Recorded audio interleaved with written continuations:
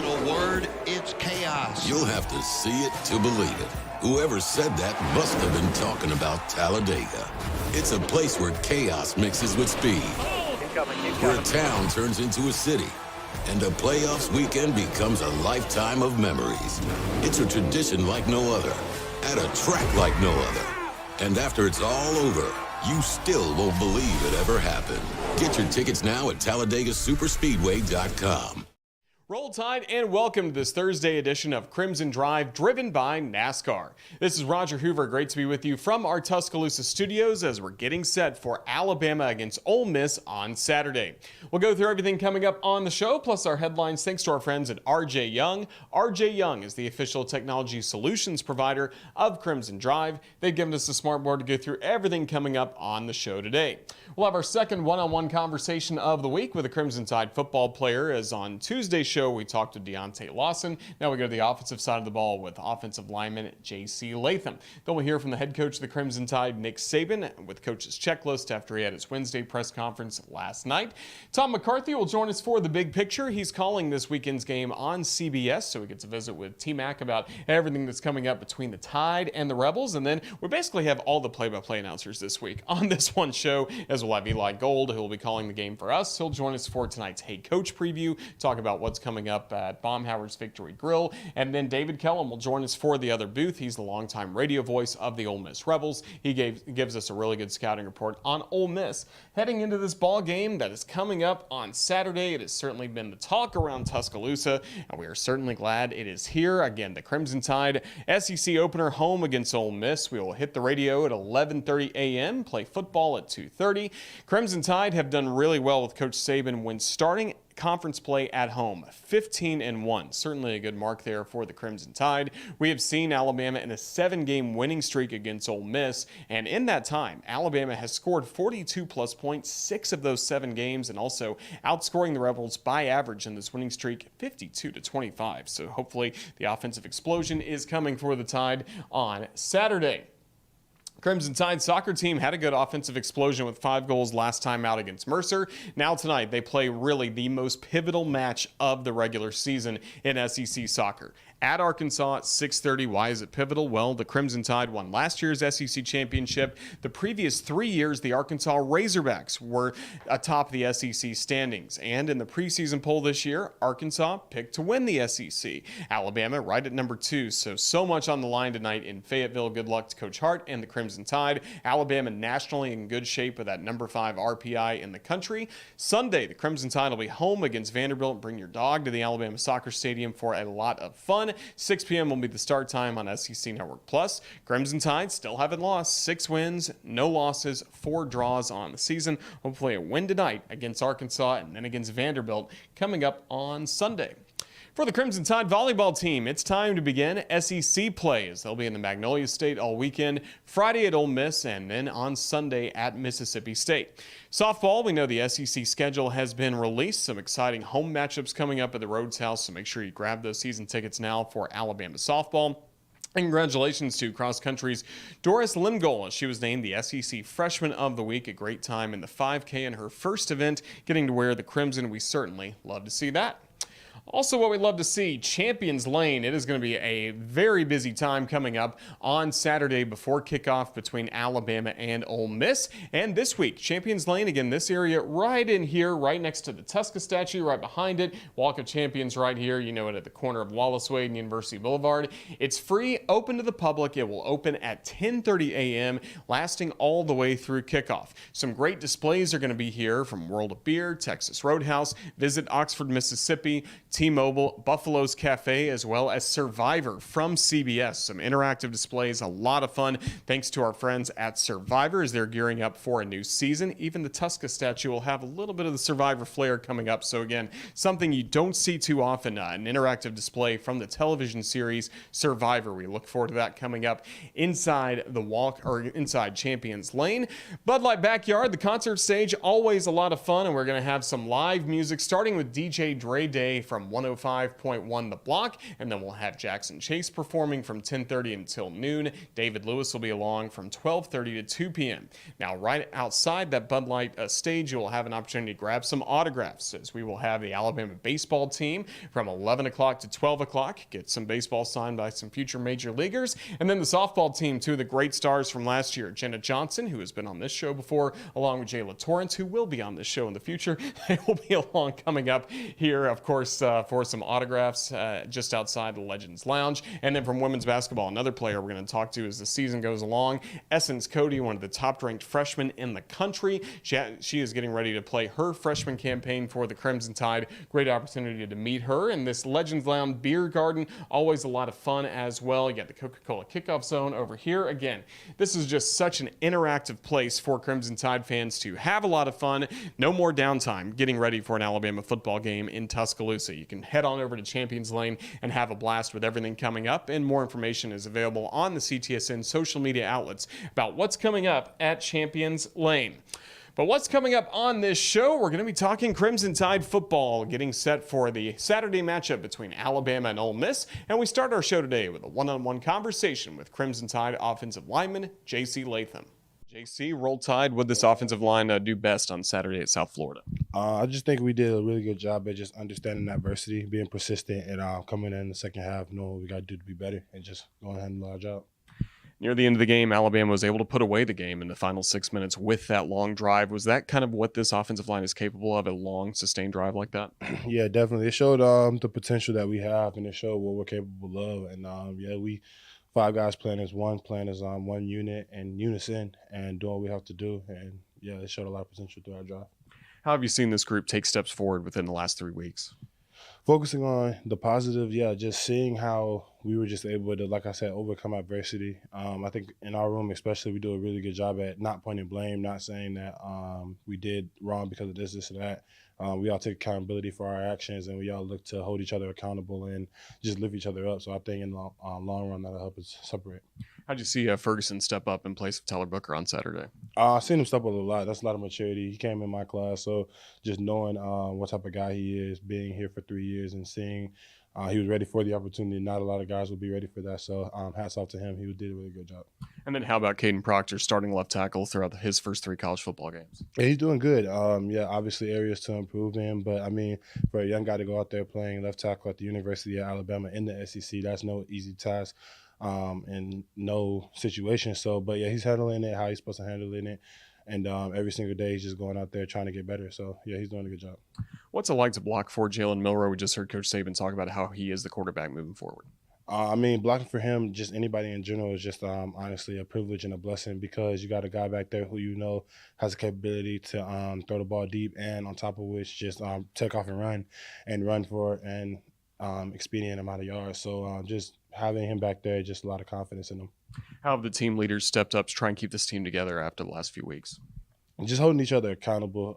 We know who we are. We know what type of team we got. We know what the guys we got on the team. So we just got to hold each other accountable and just play to the standard that we are. Don't listen to the outside noise. A lot of outside noise, criticizing the team, right or wrong. But, just letting each other know that we're all we got and we all we need. So at the end of the day, we're going to do what we got to do to get the job done. What do you want to see from Alabama fans on Saturday? Just the passion and joy and love for the game that they brought every single home game. So, well, J.C. Latham, best of luck against Ole Miss on Saturday. Thank you for joining us. Roll Tide. Thank you. Roll Tide. Alabama racing is back. Don't miss the opportunity to experience the NASCAR Cup Series playoffs at Talladega. Witness the return of racing on October 1st and be a part of NASCAR's biggest and baddest track. Tickets are on sale now. Make memories for your friends and family that will last a lifetime. And secure your seats today for the Yellowwood 500 at TalladagaSuperspeedway.com. Well, last night it was the head coach of the Crimson Tide, Nick Saban, meeting with the media following Wednesday's practice for Alabama and his final public comments of the week, along with tonight's edition of Hey Coach. But Coach Saban, again, getting this team focused on Ole Miss. That seems to be the priority as we get set for the Rebels and the Crimson Tide on Saturday. Here's Coach's checklist from Coach Saban last night. I think this is one of those games that you really look forward to as a competitor. It's the opportunity to play in our stadium against a really good team. I think the players look forward to that. It's great for our fans. It's great for our players, the environment that they get the opportunity to play in. But I think, internally, we want players to be working to get the kind of mental intensity that you need to, practice with a sense of urgency, so you're developing the right habits so that you can go execute and do your job on a consistent basis. And, if you evaluate our team, to this point, in the games, when we do things correctly, we're pretty good. But when we don't do things correctly, and it only takes one person on offense, defense, special teams, not to do their job correctly, with the focus and intensity that you need to be able to execute, then we're not so good. So that's the key to the drill to me is, can we, on a consistent basis, have the kind of focus and mental intensity we need to develop the habits that will carry over in the game that help us play with more consistency. So, that's what we're really focusing on this week, and hopefully we're making some progress. Yeah, Tyler Booker is practicing, and so is Jaheim Otis. So they haven't had issues. That doesn't mean they're still not day-to-day in terms of, coming back and getting over injuries, but they are practicing. He's doing good. I think his energy has been good. I think his attitude has been great, and I think the execution on the field has been good. So it's been good. This Saturday, Alabama takes on Ole Miss in Tuscaloosa, and I gotta ask you, where are you gonna be on game day? Well, you can be part of the action with a premium reserve tailgate from Game Day Done Right. Get your group together, pick your game and tailgate package, add on catering, beverages, and other tailgating amenities, and let Game Day Done Right take it from there. Enjoy all the fun of game day with zero stress. Visit GameDayDoneRight.com to reserve your tailgate today. For your next tailgate, just add people. Game Day Done Right is the exclusive provider of reserved tailgating opportunities for the University of Alabama and offers packages for all group sizes for a single game or for the entire season. This Saturday, of course, the Crimson Tide and the Rebels will be carried by us on the Crimson Tide Sports Network, but on television, it'll be the first time this year that Alabama appears on CBS. Calling that game for CBS will be Tom McCarthy on play-by-play, along with his two analysts, Ross Tucker and Jason McCourty, and we had an opportunity to visit with Tom McCarthy for our Big Picture segment as we take a national view of Alabama football and catch up with CBS play-by-play broadcaster Tom McCarthy. Tom, it's great to see you. Of course, a lot of our fans in this area have been watching you and the Phillies take on the Atlanta Braves this week. Now you get to stay in the South for some Tide football, but welcome to our show. I appreciate it. Yeah, it's actually pretty cool that I'm able to do the Braves-Phillies games and then just stay for a day in Atlanta before I go to Tuscaloosa in preparation for Saturday's game. So, this is a great time of the year. When you cross over sports, there's always those different spots where you cross over football to basketball or baseball to football. And this is that kind of year. Well, you get a great football assignment coming up on Saturday, Alabama in its SEC opener against the Ole Miss Rebels. Just as you've done your prep work and started to get set for this matchup, what stands out to you the most about the Crimson Tide and what we've kind of learned about this football team through 3 games? It's interesting. Just looking back at some of the numbers, it seems like I think Ole Miss won this game in 2015, and that was kind of the last time that Alabama had some issues at quarterback. You know what I'm saying? Like just putting one player in after another in there. I'm interested to see how it works this weekend, because when was the last time besides that there was ever any question? Even when Tua went in for Jalen, I mean, it's talent for talent, and not that these guys aren't, but those are NFL players that obviously have gone on to have decent careers, no doubt.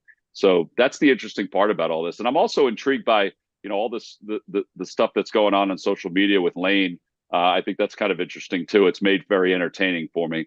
So I'm looking forward to it. Obviously injuries play a big role for both of these teams. But I think, I think the wake up call for Alabama came last week. And I think that was probably a pretty good time for that wake up call. Absolutely. As Crimson Tide were able to get a tight, but yes, tough win at South Florida in a game where we did not see Jalen Milroe. What stands out to you the most when you think about Jalen Milroe and kind of his story and his journey in Tuscaloosa?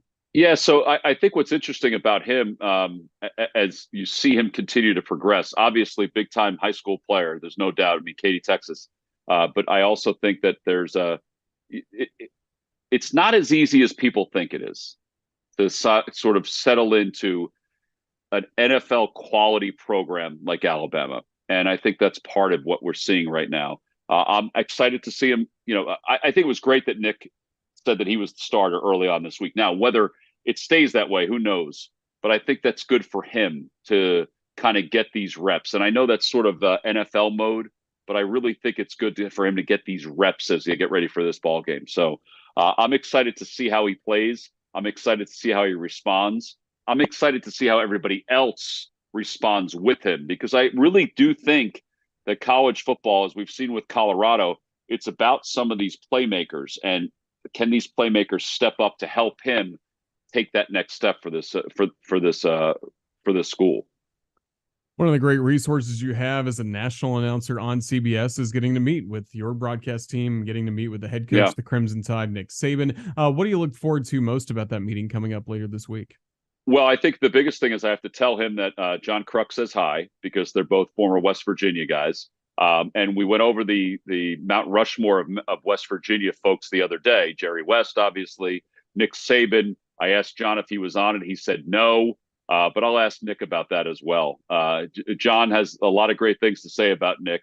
I've never talked to Coach in person. I'm excited about that because I think that when you are doing these games, one of the true joys of doing these games is getting to talk to people like him or any college coach that's at the highest level.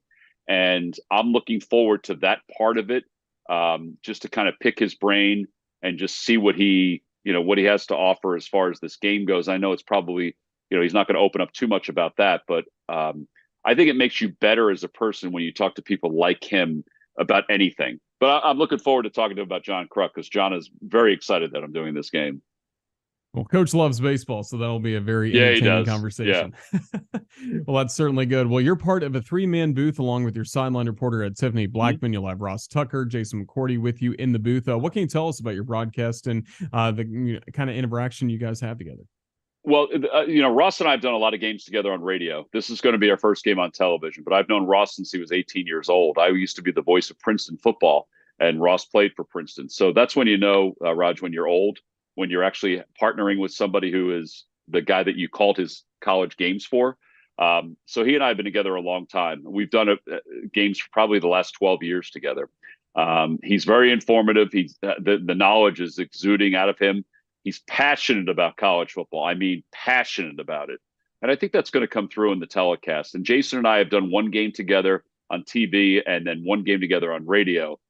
He's pretty good. He's got a pretty good feel for it. You're going to hear him talk a lot about defense, but about coverages too. And I know he's looking forward to talking about both of the squad's wide receivers, because if Ole Miss is healthy, they got some pretty good wide receivers.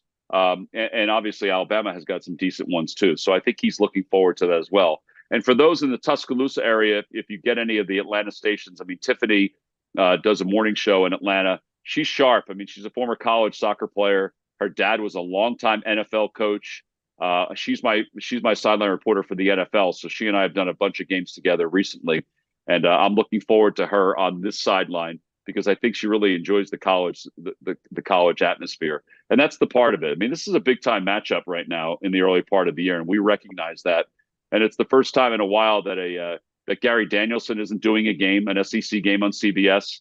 Brad and Vern obviously have done the games recently. They're going to be in Penn State for the whiteout. It's all part of CBS's new venture into the Big Ten. So we're excited about it. I mean, the fans they're going to love Ross's enthusiasm and Jason's knowledge. I'm just sort of the traffic cop through the whole thing. Well, and you mentioned the first time we haven't seen Gary Danielson on a broadcast for a long time. Yeah. CBS and the SEC, such a great partnership, even going back to the 1990s. Yep. For you, not being necessarily from the South, being more from the Northeast, what was it like kind of from afar, seeing that relationship between SEC and CBS grow at the same time to where it has been the last few years as one of the best broadcasts on television? I got to tell you, Raj, it's for me. I mean, during the baseball season, it's a little harder, but we play a lot of Saturday night games. And I'm from a football standpoint, I did Princeton, I did Rutgers, I did a lot of CBS Sports Network games previously. I've done the NFL for the last 10 years on CBS. but Saturday at 3:30 is always you sit down, you're ready to go. To me, it's one of the best relationships that there's been in television. Obviously, we all understand the business of the sport and why things go from one spot to another. It's understandable. But I loved listening. I mean, Vern's my guy, so to be able to listen to him was incredible. I mean, he's taught me a lot. He's such a good friend, and I love Brad too. But to me, it was always, even when we're doing NFL games, you always had to sit and watch at 3:30.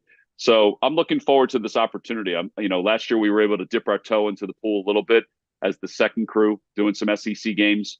The Georgia Auburn game was one that we did. And this one obviously is at a higher level, I think, because it's the Lane and Nick show. And, there's a lot of questions for both of these teams. So I'm looking forward to it. I mean, it has been a great relationship. And I know that if you ask Sean McManus, the president of CBS Sports, I mean, he is, he's talked about the SEC and how great it's been over the years. And it really has been a great relationship. Well, Tom, this week you'll be in Tuscaloosa. What's your schedule look like in the next few weeks, football and baseball wise? Yeah, so this weekend, obviously, doing some college football. Next week, I'm off because the Phillies are in the mode of clinching. So, I'll step aside from football for a couple of weeks while the Phillies get into the postseason. Obviously, that's a fingers crossed, but they're in pretty good shape right now. So we'll meet with the Alabama coaching staff on Friday. We met with the Ole Miss coaching staff on Wednesday. And and then football will start again in the middle of the month. Probably there's 3 different games that CBS has to choose from in the middle of the month. So there could be a chance that I'm back with Alabama at some point. But there's also a chance it could be outside the SEC. But it's baseball for the next several weeks. There you go. Well, Tom McCarthy, thank you so much for joining us and talking about the Crimson Tide, the Ole Miss Rebels. Have a great call coming up on Saturday, and we appreciate your time. Thank you. Thanks, Roger. I appreciate it, buddy. Again, special thanks to Tom McCarthy for joining us. He'll be inside Bryant-Denny Stadium coming up on Saturday. I certainly hope you will be. And if you are at Bryant-Denny Stadium, you have got to pick up one of these vintage Alabama Yeti cups. We've had it with us on set throughout pretty much all of our Crimson Drive shows over the last few weeks, especially getting ready for home games. But you can stay cool with this free non-alcoholic drink of your choice when you purchase this limited edition Bama Yeti. It's vintage Yeti cup, only available again inside Bryant-Denny Stadium. You can elevate your game day with Yeti. We will have some available in the Legends Lounge area outside of Champions Lane, also at the merchandise store in northwest corner of the stadium. But really a great option for fans that don't have tickets to the game or want to take them back to their vehicle, and then inside the stadium as well at merchandise stands. So you got to pick up one of these. I've been having it with me in the radio booth for each and every home game. It has been certainly a good addition to Alabama football this year. These vintage white Roll Tide Yeti cups. Again, thanks to our friends at Yeti. Speaking of our friends, why don't we visit now with one of our own? After visiting with CBS Sports' Tom McCarthy, let's chat with Eli Gold, who's gearing up for a very busy weekend, as of course Hey Coach is coming up later tonight, and then on Saturday he'll be on the play-by-play call for Alabama against Ole Miss. This is our weekly chat on Crimson Drive, driven by NASCAR with Eli Gold. We're gearing up for week 4 of the football season and another edition of Hey Coach and the Nick Saban Show. Eli, roll tide. It's good to see you. Welcome back to Crimson Drive. Thank you, sir. And I like what you just did, gearing up, because tonight Margot Gear is going to be with us on the show. So, you see, that's why they pay you the big bucks. That's right. It kind of is NASCAR themed as well. So, yeah, just continue going with it. Exactly. Well, Crimson Tide were able to bounce back against South Florida. Just what were your impressions of the ball game we saw on Saturday in Tampa? Well, it was, I guess, basically what Coach Saban said. It was a win, and that's always good. Were there issues? Certainly. But I think, it was a win, and it could have gone the other way just as easily. So, now you wait and see what happens this weekend. We've got the quarterbacking situation in greater clarity, and we just go about our business and against a very, very tough team from Oxford. Yes, Ole Miss certainly looking good at 3-0 on the season. Of course, you got to know Lane Kiffin during his time in Alabama as the offensive coordinator. And anytime we get ready, Eli, for one of these matchups, we kind of get ready for him to throw the kitchen sink, it seems like, at the Crimson Tide. Exactly. And he's good. I was talking yesterday, and I'm trying to think which interview it was. I've done a number of them, but the bottom line was, when you talk about a defensive genius, you talk about Nick Saban. You talk about an offensive genius, you talk about Lane Kiffin, who learned at the feet of a defensive genius, his daddy, Monty Kiffin, who was one of the greatest defensive coordinators in the history of the National Football League. So you've got strength against strength. You've got two men who respect each other greatly, who are certainly totally different in life.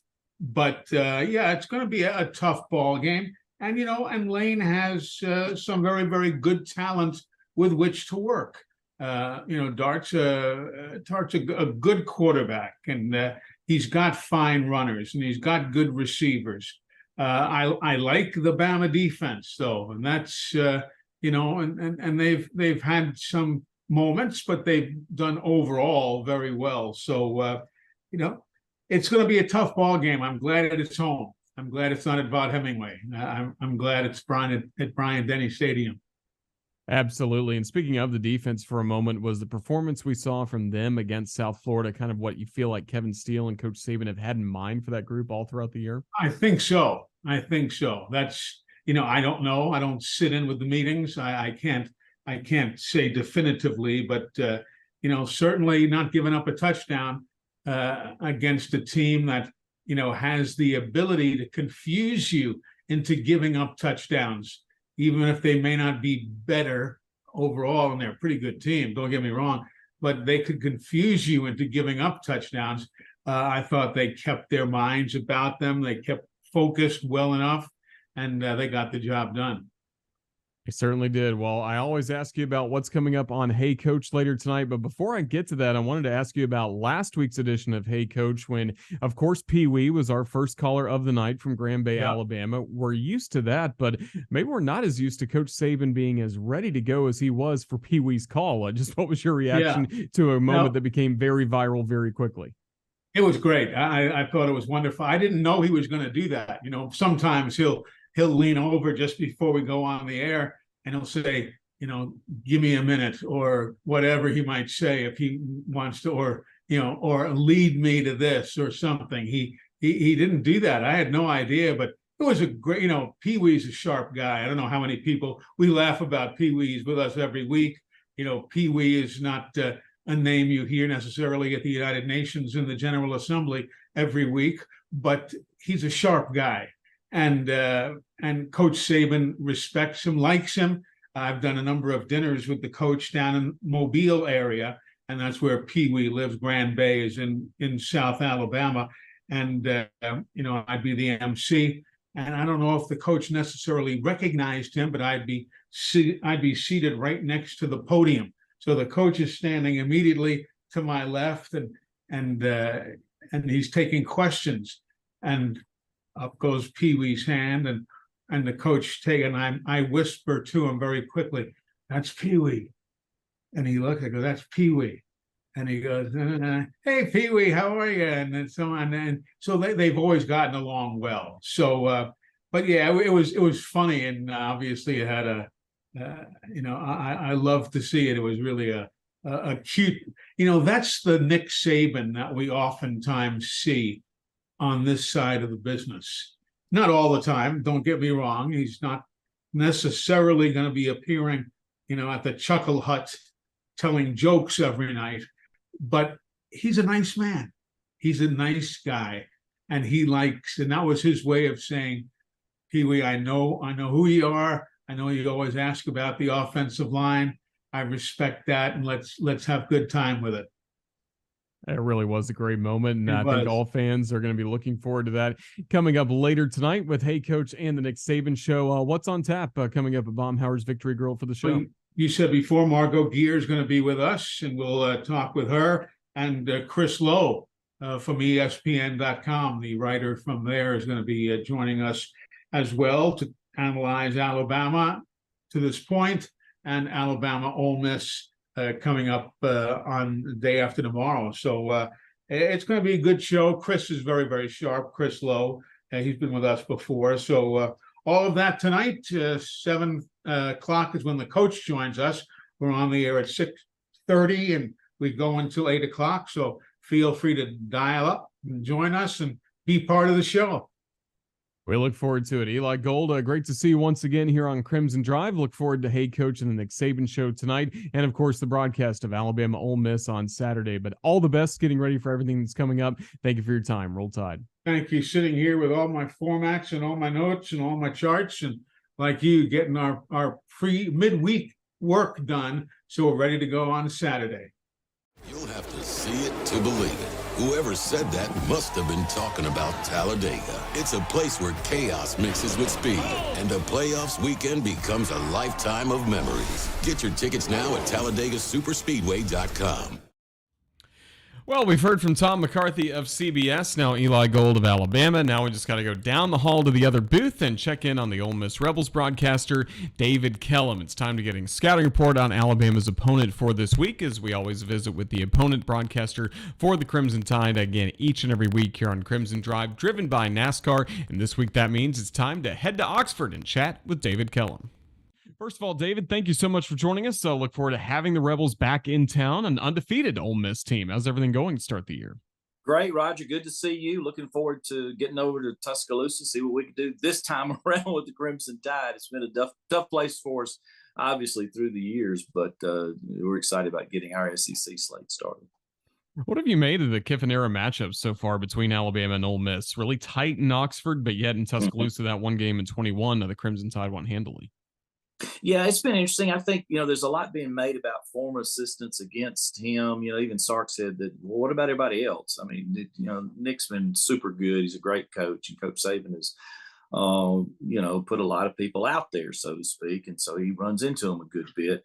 I think that Lane has had a good plan both times going in. Sometimes that plan works. Sometimes it doesn't. Alabama's still loaded with a lot of talent. I know there's a lot of smoke going on about, trying to figure out what's going on this particular season. They haven't been perfect yet. Well, it's kind of hard without preseason games to be perfect out of the gate. But I think that the talent's there. It's a great team. And in years past, whether it's been Lane's teams or some of the other coaches we've had, the formula to have a shot has been get exceptional quarterback play. We got that out of Chad Kelly that one year.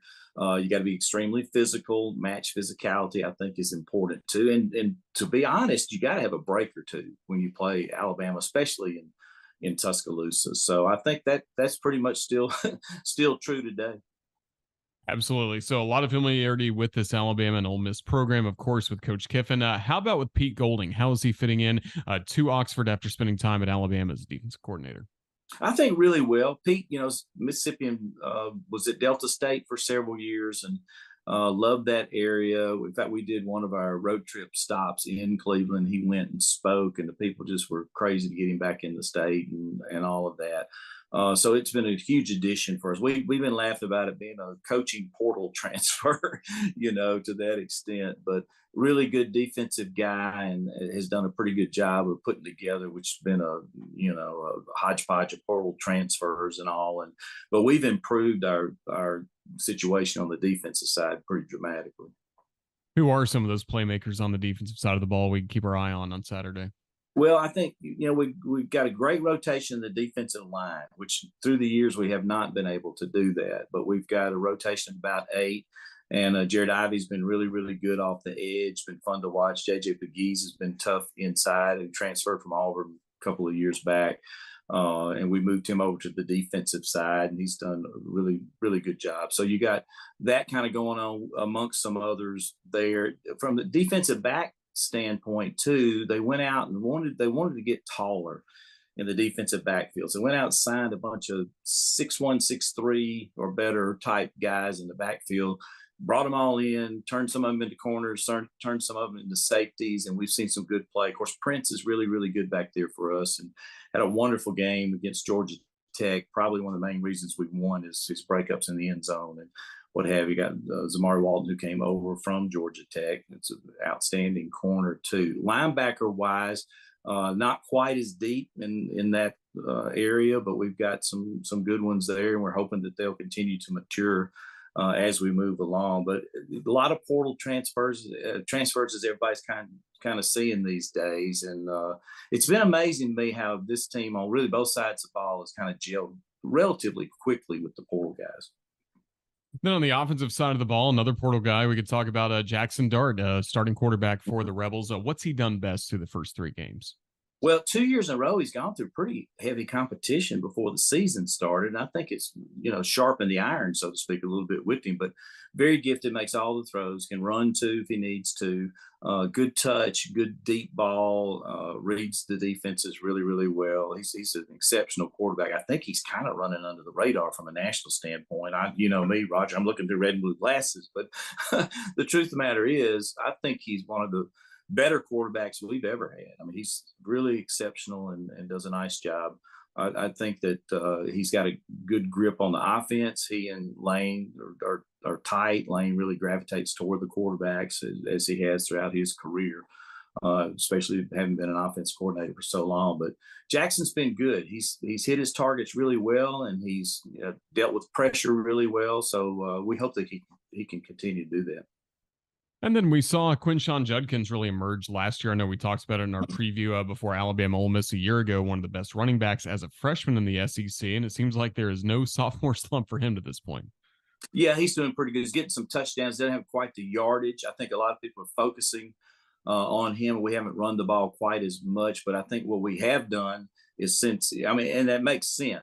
Obviously, when you got a Judkins, maybe the best running back in the nation, people are going to focus on that. They're going to load the box and try to stop you, but we have thrown the ball exceptionally well. So we've shown here in these early games that if you do that, then you can be hurt through the air with Dart and some of these receivers.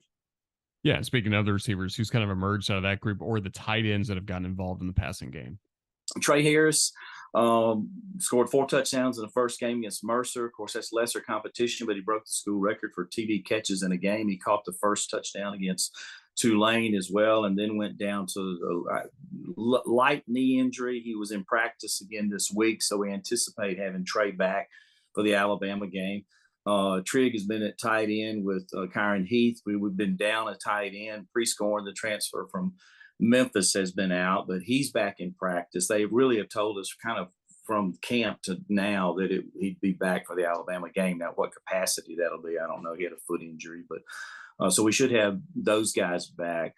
Walton has just been outstanding. He's done a really, really nice job. Wade has too. So that's been a good group of guys you can throw the ball to. We haven't blocked as well in the tight end position, so hopefully getting Prescorn back will give us a little bit better blocking there.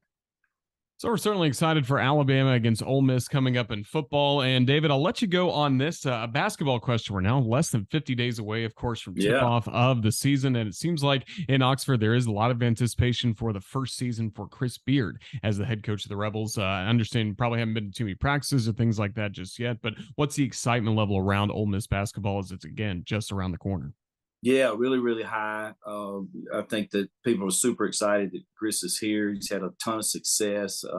What little I've had a chance to be around him, the first thing you say is he's all about ball. I mean, he loves the sport and trying to maximize everything he can to be successful. And he's been fun to watch to this point. I've had him on a couple of Rebel road trips, and one of them, he told him, he said, "You better get your tickets this year because it may be hard to get next year." So he's confident as well. And I know that's kind of a tongue-in-cheek thing, but I think we're going to win a lot of games. They brought in some really good players too, and then really on the women's side too, Coach Yo's done a great job the last couple of years with our women's program. So our fans in general are pretty excited about the start of men's and women's basketball. He'll be here before we know it. David Kellum's the voice of the Ole Miss Rebels, as well as the baseball team as well. We look forward to catching up with you again down the road, but safe travels to Tuscaloosa coming up this week. We look forward to the ball game between Alabama and Ole Miss. Thank you for your time. All right, Roger. No problem. Looking forward to seeing you in T-Town. Crimson Drive is driven by NASCAR, and the NASCAR Cup Series playoffs are returning to Talladega on October 1st. Don't miss your chance to witness epic playoff racing as drivers continue their hunt for a championship. Purchase your tickets today for the Yellowwood 500 at TalladegaSuperspeedway.com. Well, we're almost done on this edition of Crimson Drive, driven by NASCAR, but we're not truly done until we take a look at what's coming up this weekend with our weekend update, brought to you by Wickles Pickles. They are wickedly delicious. We've got the relish, we have the pickle chips, so many great products available from Wickles Pickles at wicklespickles.com. Let's see what's coming up this weekend here on the Crimson Tide Sports Network. Later tonight, we will have Hey Coach and the Nick Saban Show coming to you live at 6:30 from Baumhower's Victory Grill in Tuscaloosa. That's, of course, across our radio network, Varsity Network app, and we will share as well the video stream from Alabama Athletics, YouTube, and Facebook. So we look forward to Hey Coach coming up later tonight. There's also going to be a new edition of Tide TV This Week, hosted by Kenzie Hughes. Then tomorrow, we'll have a look at our Ole Miss game preview, so we look forward to getting you ready to go for Alabama against Ole Miss in football. And then on Saturday will be the kickoff, Alabama against Ole Miss, where our radio coverage will start at 11:30 a.m. 2:30 will be that kickoff time for the Crimson Tide's SEC opener. On Sunday, we'll talk all about it with the head coach of the Crimson Tide, Nick Saban, with the Nick Saban television show hosted by Chris Stewart. And then on Monday, Corey Reamer and I will team up for Crimson Tide Rewind at 6 p.m. from Baumhower's Victory Grill in Vestavia Hills. So make sure if you're in the Birmingham area, come see us and talk about the Alabama Ole Miss game. We'll rewind that. Plus, we're going to look ahead to what's coming up in Starkville next week for Alabama against Mississippi State. But that's your upcoming schedule here on the Crimson Tide Sports Network, thanks to our friends at Wickles Pickles. And that is going to wrap up this edition of Crimson Drive, driven by NASCAR. A very busy show once again. We certainly love that in football season, and we appreciate the guests that we just had. David Kellum from Ole Miss, Tom McCarthy of CBS, along with Eli Gold, J.C. Latham from the Crimson Tide football team. Special thanks to Ethan Carabin for putting the show together, and thanks to all of you for watching. SEC football for Alabama is finally here this Saturday. Certainly hope you have a lot of fun at Champions Lane and then Bryant-Denny Stadium for what should be a great game day between Alabama and Ole Miss. For everybody at the Crimson Tide Sports Network, I'm Roger Hoover saying thank you for watching, and Roll Tide.